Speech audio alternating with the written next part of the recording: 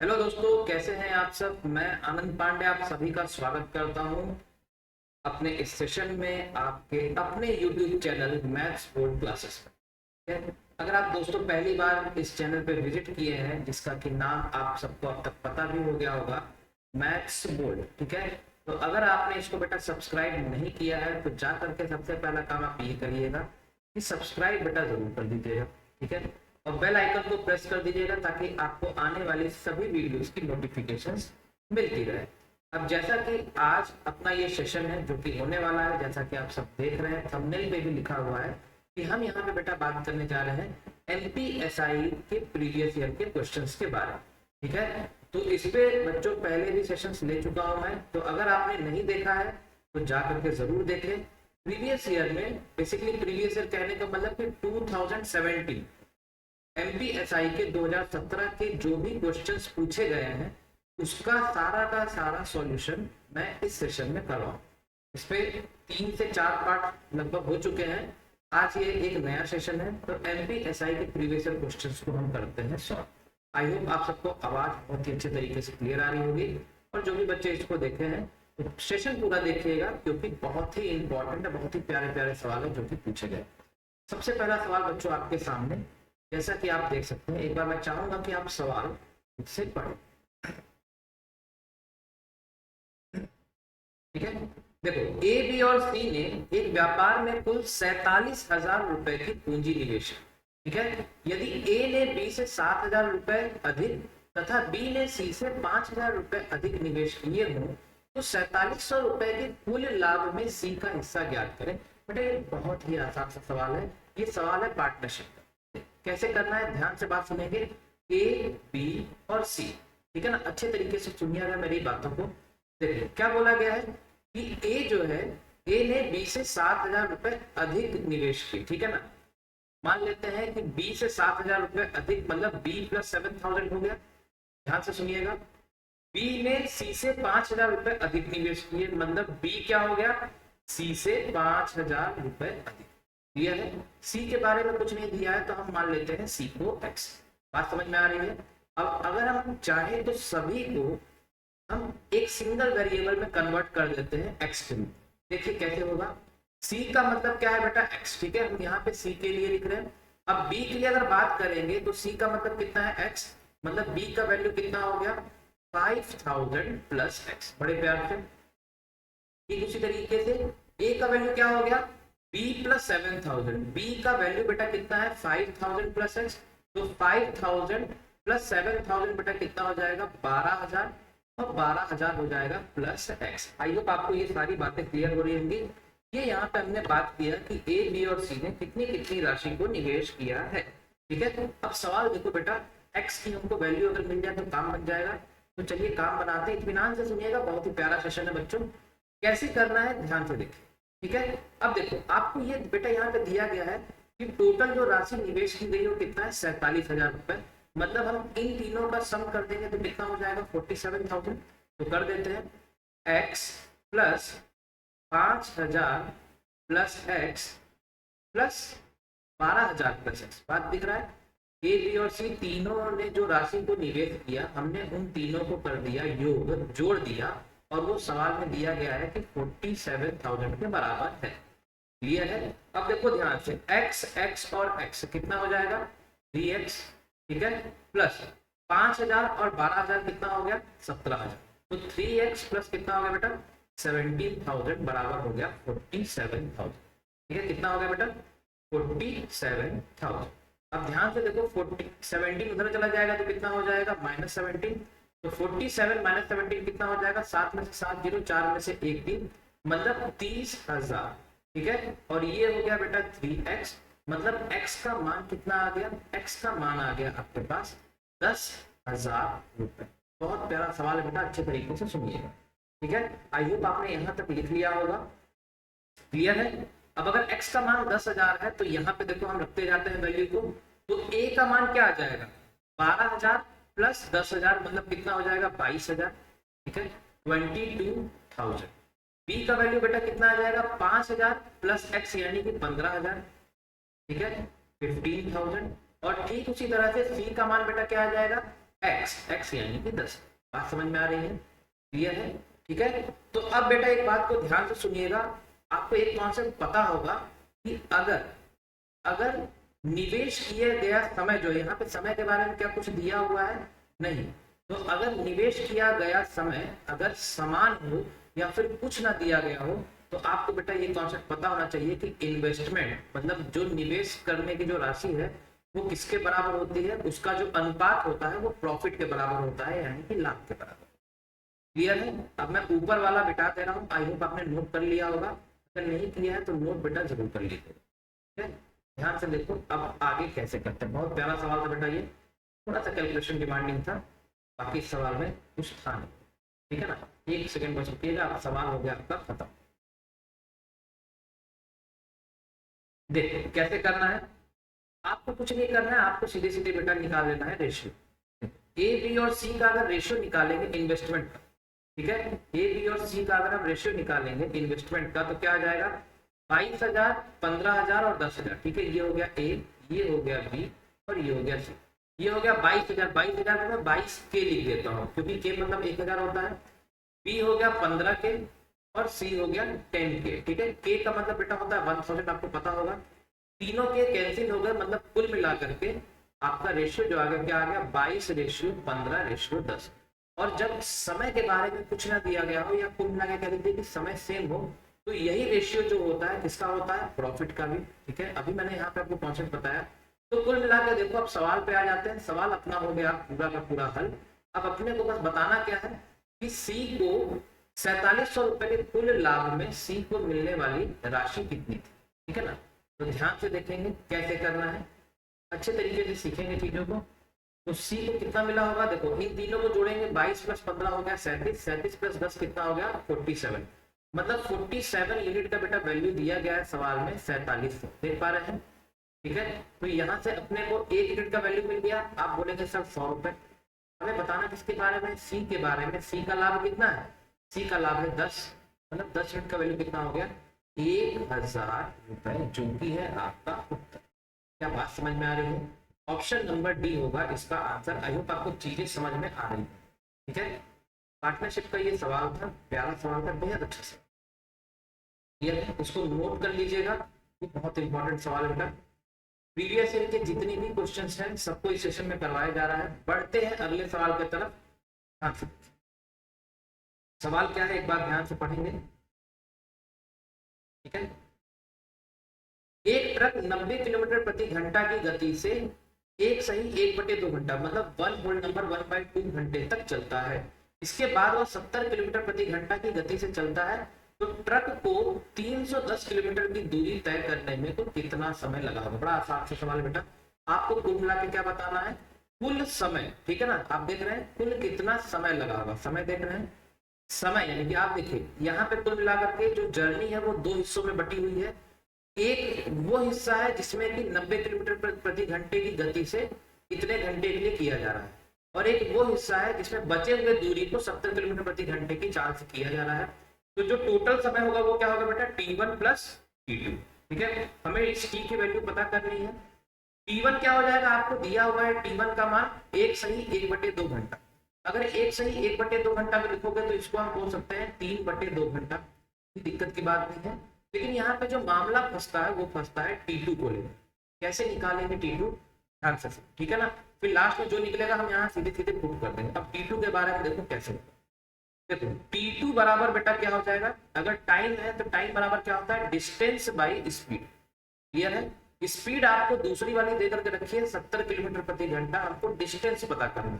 तो डिस्टेंस कैसे पता करेंगे? ध्यान से देखिए, टोटल डिस्टेंस आपको दिया हुआ है। पहला वाला जो हिस्सा है इसमें स्पीड और टाइम दोनों दिया हुआ है, तो पहले का हम दूरी निकाल सकते हैं, और जो पहले का निकला उसको हम टोटल से माइनस कर देंगे तो हमको दूसरे का मिल जाएगा। देखो समझेंगे ध्यान से, आसान है।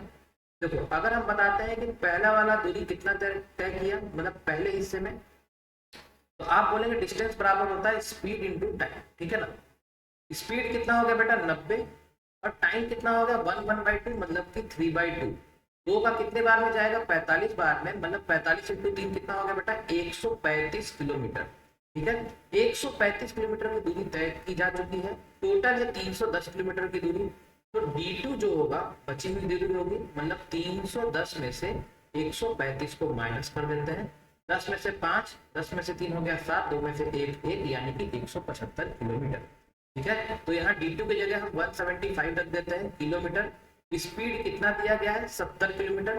ठीक है, अब देखो 7 का 10 बार में जाएगा, 7 2 जा 14, 35, 7 5 जा 35, मतलब कितना हो गया 25/10, और कैंसिल कर देते हैं, 5 का 5 बार में, 5 का 2 बार में, मतलब 5/2। तो T2 की वैल्यू भी कितनी आ गई बेटा, 5/2। सॉल्व कर देंगे, ये कितना हो जाएगा 8/2, मतलब कि 4 घंटा होगा आपका आंसर।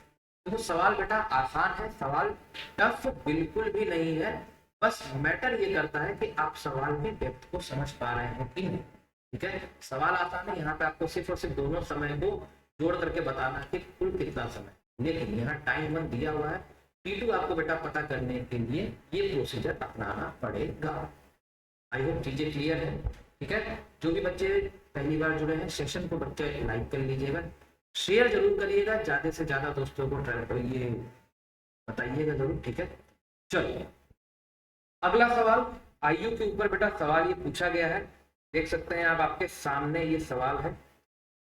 मेरे सवाल देने के पहले ऐसा मैं चाहूंगा कि आप इसको जरूर ट्राई करिएगा, और जो आंसर आएगा कमेंट सेक्शन में जरूर मेंशन करिए। ठीक है, देखिए सवाल बेटा क्या पूछा गया है, ध्यान से देखते हैं। Ratio of present age of Rohit to Mohit is 2:3। Rohit will be 20 years old after 8 years, then the present age of Mohit is। Rohit और मोहित की वर्तमान आयु का अनुपात क्रमशः 2:3 है। 8 वर्ष के बाद रोहित जो है 20 वर्ष का हो जाएगा, तो मोहित की वर्तमान आयु कितनी होगी। देखो समझा पुत्र, समझा, ध्यान से सुन कैसे करना है। ठीक है, देखो रोहित और मोहित, रोहित लिख दो और मोहित लिख दो, पूरा का पूरा नाम बेटा लिखने की गलती मत करिएगा, इतना समय आपके पास नहीं रहता। रोहित और मोहित की वर्तमान आयु का अनुपात दिया गया है 2:3। कुछ मत करो, इसको बड़े प्यार से आप एक्स के रूप में ब्रेक कर दो, आसानी से हो जाएगा। ठीक है, ट्रिक हर जगह लगाने की जरूरत नहीं होती, जहां सवाल बिल्कुल छोटे साइज सिमट गया हो वहां पे भी ट्रिक लगाने की जरूरत नहीं है, और अगर आप लगाएंगे तो परेशान हो जाएंगे। इस सवाल बोला क्या, 8 वर्ष के बाद रोहित 20 वर्ष का हो जाएगा, तो यहाँ से अगर मैं रोहित की आयु बोलूंगा, ये क्या है वर्तमान आयु। ठीक है, सवाल में दिया गया है ये वर्तमान आयु है, तो रोहित की आयु हो गई 2x और मोहित की आयु बेटा क्या हो गई 3x। सवाल में क्या दिया गया, 8 वर्ष के बाद रोहित 20 वर्ष का हो जाएगा। ठीक है, 8 वर्ष के बाद, ये वर्तमान आयु है रोहित की, इसमें 8 वर्ष और जोड़ देते हैं तो बोला गया है कि 20 साल हो जाता है। मतलब आप कह सकते हैं कि 2x बराबर हो गया 12, यानी कि आप बोल सकते हैं कि x बराबर बेटा क्या हो गया 6। ठीक है, मतलब x बराबर हो गया 6 वर्ष। मतलब कि अगर आप बोलेंगे कि मोहित की आयु, सवाल में क्या पूछा गया है, तो मोहित की वर्तमान आयु कितनी है, आप देख सकते हैं कि मोहित की वर्तमान आयु है 3x, मतलब कि क्या हो जाएगा बेटा 3 × x का मान कितना है 6, मतलब कि 18 वर्ष। बात समझ में आ रही है, ऑप्शन नंबर ए होगा बेटा इसका उत्तर। आई होप आपको सेशन बेटा समझ में आ रहा होगा। आप देख सकते हैं बहुत ही सिंपल तरीके से हमने चीजों को किया है, आपका आंसर देखिए आराम से। क्लियर है, कमेंट कर दीजिएगा, सेशन अच्छा लग रहा होगा तो। ठीक है, चलो अगला सवाल आपकी राह देख रहा है। ठीक है, बताइए ये सवाल बेटा आप ऐसे देख सकते हैं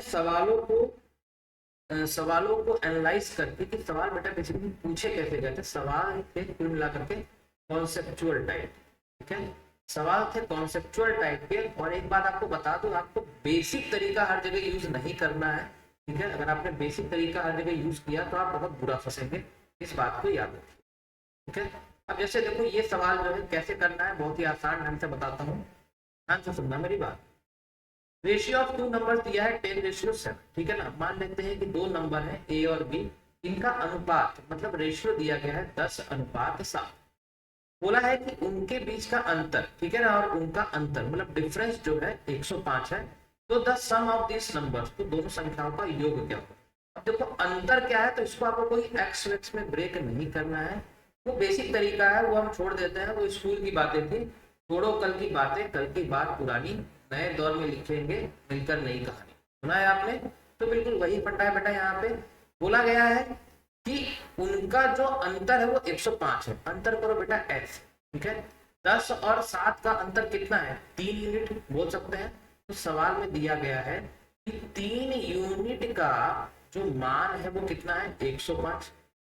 1 यूनिट का मान बेटा कितना हो जाएगा, 1 यूनिट का मान हो जाएगा 105/3। बोल सकते हैं 105/3 मतलब 3 3 जा 9, 1 5 3 5 जा 15 मतलब कि 35। ठीक है, सवाल में हमसे क्या पूछा है, तो दोनों संख्याओं का योग क्या होगा। योग क्या होगा मतलब दोनों का प्लस कर देते हैं, तो 10 + 7 यानी कितना हो गया 17 यूनिट का हमसे वैल्यू पूछा जा रहा है, मतलब 17 इंटू कर देंगे 35। क्या बात समझ में आ रही है। ठीक है, 17 इंटू 35 कर देंगे तो अपने पास जो आंसर आ जाएगा वो कितना आ जाएगा बेटा 590। आई होप आपको बात समझ में आ रही है। ठीक है, ऑप्शन नंबर डी होगा बेटा इसका बड़ा ही प्यारा सा उत्तर। कमेंट करिए कि आपको चीजें समझ में आ रही हैं, आपको अच्छा लग रहा है, समझ में आ रहा है। ठीक है, सारे के सारे प्रीवियस ईयर क्वेश्चन है, जैसा कि आप टैग में देख भी सकते हैं। SI 2017 का बेटा सवाल है। किसी भी एग्जाम की तैयारी करने के लिए जो सबसे बेस्ट मेथड होता है, जो जरूरी मेथड होता है, वो होता है PYQ लगा। ठीक है, पढ़ते हैं इसी बात पे अगले सवाल को। अगला सवाल आपकी राह देख रहा है, देख एक बार सवाल पढ़िएगा। The perimeter of two squares is 40 centimeter and 32 centimeter. The perimeter of a third square whose area is the difference of the area of the two squares is। ठीक है, ये PF नहीं है, of.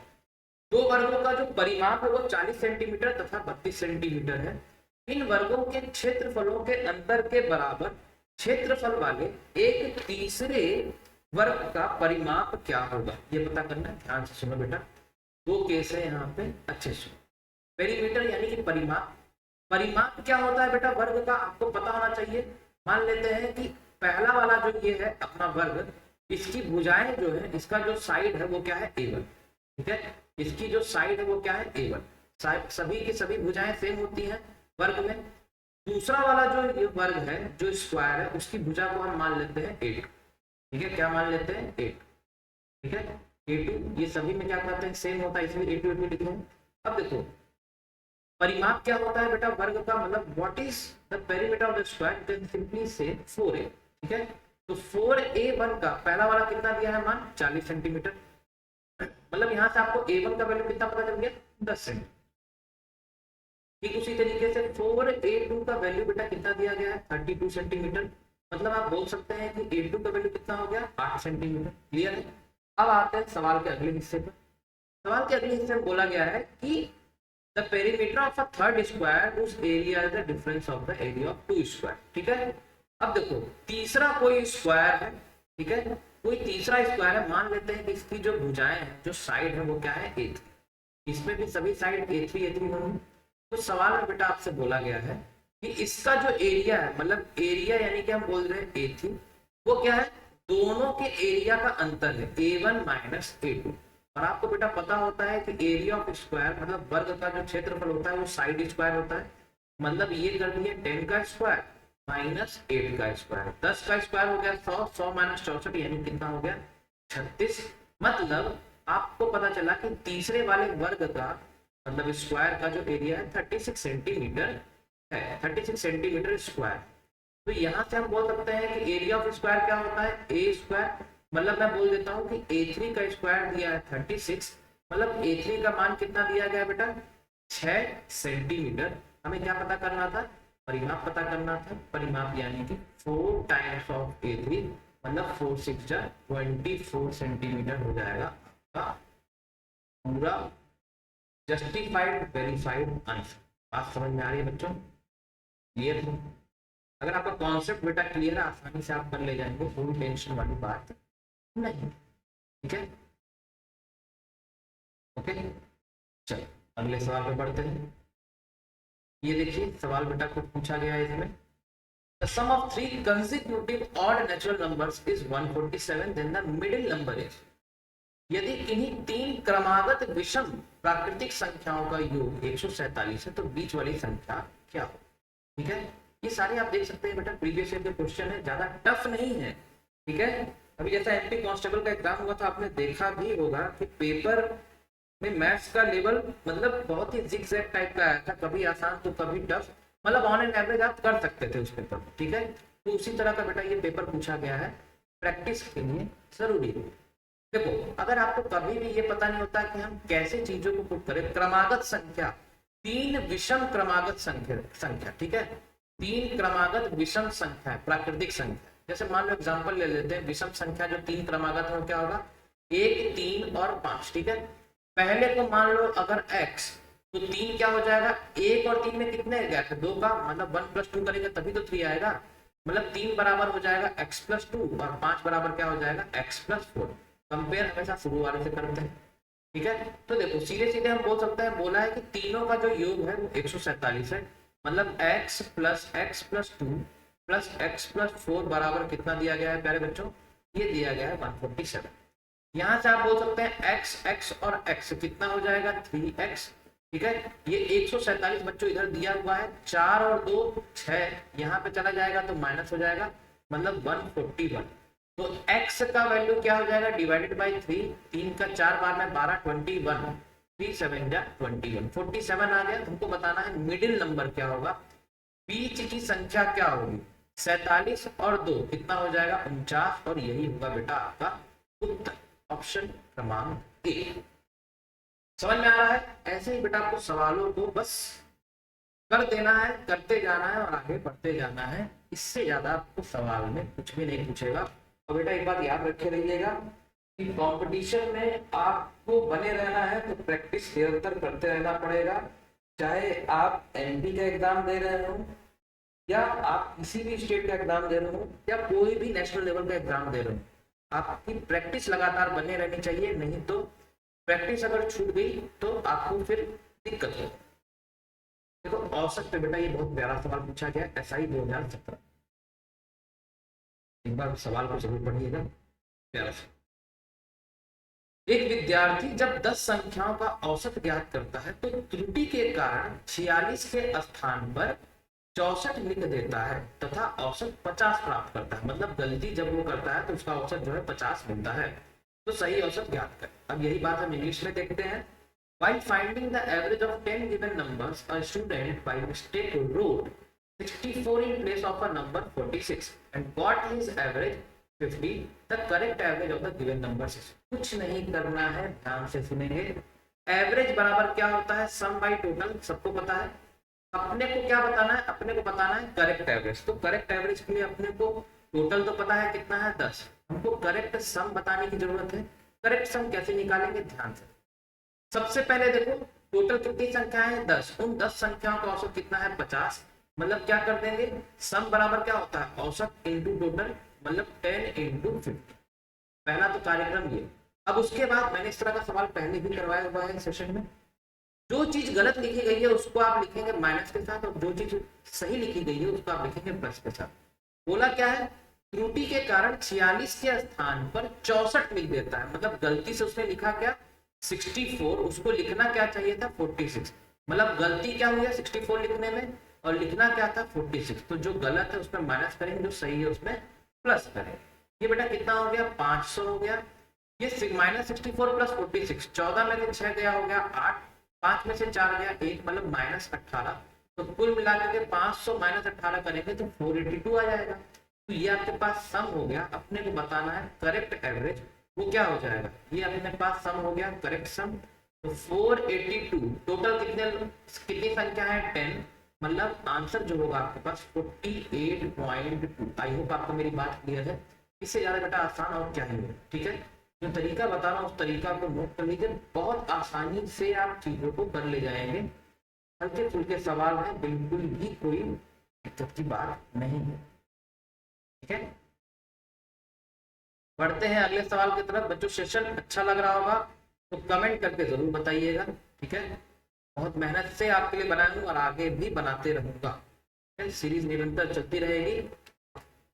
Cost price of 12 articles is equal to the selling price of 8 articles, find the profit और loss percent. 12 वस्तुओं का जो लागत मूल्य है जिसको कि हम क्रय मूल्य भी बोलते हैं, कॉस्ट प्राइस 8 वस्तुओं के विक्रय मूल्य के बराबर है, तो लाभ अथवा हानि प्रतिशत ज्ञात। कैसे करते हैं इस तरह के सवाल को, ध्यान से। बोला है 12 वस्तुओं का क्रय मूल्य, तो उसको हम लिखेंगे कुछ इस तरह से, 12 वस्तुओं का क्रय मूल्य किसके बराबर है 8 वस्तुओं के विक्रय मूल्य, मतलब सेलिंग प्राइस ऑफ 8 आर्टिकल्स के बराबर। कुछ नहीं करना है, जब भी आपको इस तरह के सवाल आते हैं आप सीपी और एसपी को एक तरफ ले लें, ठीक है। तो ये क्या हो जाएगा बेटा, CP by SP. CP by SP करेंगे तो इधर क्या बच जाएगा, 8/12 बच जाएगा, ठीक है। कैंसिल करना चाहेंगे कर सकते हैं, 4 2 जा 8, 4 3 जा 12, मतलब ये रेशियो जो आगे किसके बराबर हो गया, 2/3। क्लियर है। अब आप देख रहे हैं 2 में खरीदा 3 में बेचा, कैसे देखो कंपेयर करना है। देखो मैं इसको और नीचे लिख के बता देता हूँ ताकि अगर आप पहली बार देखना आपको चीजें समझ में आए। सीपी बटे एचपी बेटा कितना है अपने पास, 2/3, ठीक है ना। अब ध्यान से देखो, इसको मैं दूसरे इंक से करके आपको दिखाता हूँ। इसका कहने का मतलब कि जो जिसके सामने उसको आप उसी की वैल्यू मानेंगे। सीपी मतलब हो गया 2, एचपी मतलब हो गया 3, मतलब 2 पे खरीदा 3 पे बेचा। मुनाफा कितने का हो रहा है, 1 का मुनाफा हो रहा है, मतलब +1 का प्रॉफिट हो रहा है। तो प्रॉफिट परसेंट क्या होता है, प्रॉफिट परसेंट होता है profit by CP into 100%। Clear है। तो सीधे सीधे हम वैल्यू को रख देते हैं, कितने का प्रॉफिट हुआ है, 1 का। सीपी क्या है, 2 की, और इंटू कर देंगे बेटा 100%। बात समझ में आ रही होगी। आंसर आपके पास जो आ जाएगा बड़े प्यार से 50%, हंसते खिलखिलाते मुस्कुराते हुए आ जाएगा, ऑप्शन क्रमांक बी, ठीक है। ये इतना पूरा जो आपको बताया ये समझाने के लिए बताया बेटा, वेरी इंपॉर्टेंट स्टेप। क्लियर है, ठीक है। आइए अगले सवाल की तरफ। अगला सवाल, ये सवाल है साधारण ब्याज के ऊपर। एक बार मैं चाहूंगा कि सवाल आप लोग खुद से बेटा ट्राई करिएगा। What would be the simple interest obtained on an amount of rupees इतना at the rate of 10% per annum after 6 वर्ष के बाद 10% वार्षिक ब्याज की दर से 6535 रुपए, ठीक है। ये शुद्ध हिंदी में लिखा गया है, इसको मैं लिख दे रहा हूँ। 6535 रुपए की राशि पर साधारण ब्याज कितना मिलेगा। बेटा देखो इसमें आपको कोई भी फॉर्मूला यूज नहीं करना है, कोई भी फॉर्मूला आपको इसमें यूज नहीं करना, ठीक है। कुछ भी नहीं करना है, या अगर आप चाहते हैं तो कर सकते हैं, लेकिन मैं आपको इसका सीधे सीधे एक लिंक बताता हूँ परसेंटेज मेथड से कैसे कर सकते हैं। परसेंटेज मेथड से बेटा एक लाइन में इसका आंसर आएगा, ध्यान से। आपको बस ये पता करना होता है कि दिया क्या और निकालना क्या। क्या ये दिया गया है 6535, ये क्या है, प्रिंसिपल मूलधन। तो मूलधन जो होता है, देखो आपने लिखा 6535, उसके बाद आप नीचे लिखते हैं कि वो कितने प्रतिशत का मान है। तो आपको बेटा ये बात पता होगी कि प्रिंसिपल जो होता है मूलधन वो अपने आप में क्या होता है, 100%, ठीक है। अगर आपने साधारण ब्याज पढ़ा होगा तो कहने का मतलब कि 6535 रुपए 100% का मान है। हमें बताना है सिंपल इंटरेस्ट। तो सिंपल इंटरेस्ट होता है R×T%, मतलब 10% और 6 साल। सिंपल इंटरेस्ट अगर आपको नहीं पता है तो इसको नोट कर लीजिएगा। परसेंटेज की भाषा में इसको बोलते हैं R×T%। रेट कितना है, 10%, समय कितना है, 6 वर्ष, मतलब 10 × 6 कितना हो गया, 60% आपका मान लिया। कुल मिलाकर सवाल ये है कि 100% का वैल्यू दिया गया है, आपको 60% का वैल्यू बताना है, सिंपल से। इसको सॉल्व कर देंगे। देखो परसेंटेज से परसेंटेज कट गया, 0 से देखो 0 कट गया, और देखो कैंसिल करते हैं, 5 का 2 बार में और 5 का 13 बार में हो गया 65, और फिर 5 का 7 बार में हो गया 35। क्लियर है। अगेन 2 से कितने बार में कटेगा, 3 बार में। तो 1307 इंटू हो जाएगा बेटा 3, सॉल्व कर दो, 3 7 जा 21, 3 13 जा 39, मतलब 3921 हो जाएगा इसका उत्तर, जो कि है ऑप्शन नंबर डी। क्लियर है, समझ पा रहे हैं। मैंने आपको जो तरीका बताया है वो परसेंटेज मेथड। अगर आप मेरे सेशन को देखते होंगे, रोजाना देखते होंगे, तो आपको पता होगा। अदरवाइज कोई बात नहीं, इस सेशन के बाद मैं पूरा का पूरा एसएससी के लेवल का आपको चीजें बताऊंगा, आपको बहुत अच्छा लगेगा। क्लियर है। लास्ट में अपने बारे में कुछ जानकारी भी देना चाहूंगा, ठीक है। चलो ओके, चलो मैं अभी वैसे बता देता हूँ लास्ट में क्या, अभी ही बता देते हैं बच्चों। मैं अनअकैडमी पे भी पढ़ाता हूँ, आपको जानकारी के लिए बता दूँ, मैं अनअकैडमी पे भी पढ़ाता हूँ मैथ्स, ठीक है। अगर आप वहाँ पे जाएंगे, वहाँ पे आप सर्च करके देखिएगा, मेरा नाम आनंद पांडे, ठीक है, ये मेरा नाम है। आप इसको टाइप करके देखेंगे, आपको मेरी पूरी प्रोफाइल मिल जाएगी। उसमें मैंने सारे के सारे टॉपिक्स के मैंने सिलसिलेवार तरीके से बताया। लेकिन आप घबराइए मत, मैं YouTube पर भी सारी की सारी फ्री क्लासेस लेकर के आऊँगा, टॉपिक बाय टॉपिक। पहले ये सेशन पूरा कंप्लीट हो जाए, ठीक है। चलो बढ़ते हैं आगे, यही इन्फॉर्मेशन आपको दे दी थी। ठीक है, तो अगला सवाल अब देखते हैं कि क्या है, और ये सवाल है बच्चों आज का। ठीक है, सवाल देखो क्या दिया हुआ है, ध्यान से देखेंगे।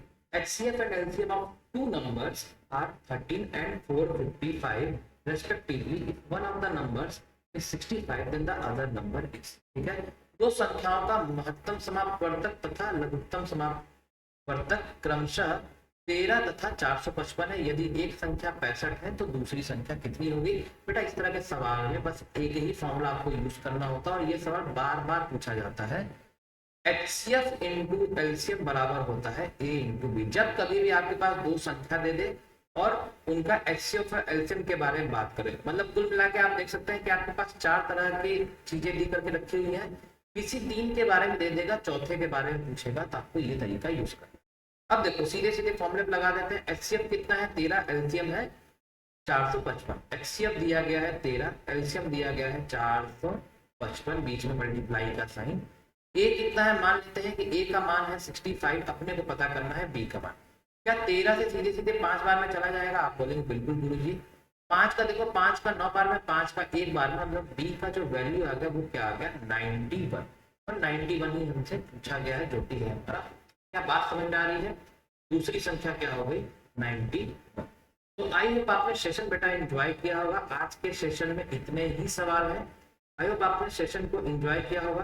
ठीक है, और अगर आपको सेशन अच्छा लगा होगा तो कमेंट जरूर कर दीजिएगा। क्लियर है? और चैनल को अगर सब्सक्राइब नहीं किया होगा सब्सक्राइब भी कर दीजिएगा, और ज़्यादा से ज़्यादा लोगों को शेयर भी कर दीजिएगा। ठीक है, आप लोगों के कमेंट से हम लोग को मोटिवेशन मिलता है। ठीक है, तो आज के लिए बच्चों इतना ही। अगले सेशन को फिर मिलेंगे। चैनल से जुड़े रहिएगा, और बस गेन द नॉलेज और gain expertise in your life. That's it. Thank you very much. फिर मिलते हैं अगले सेशन।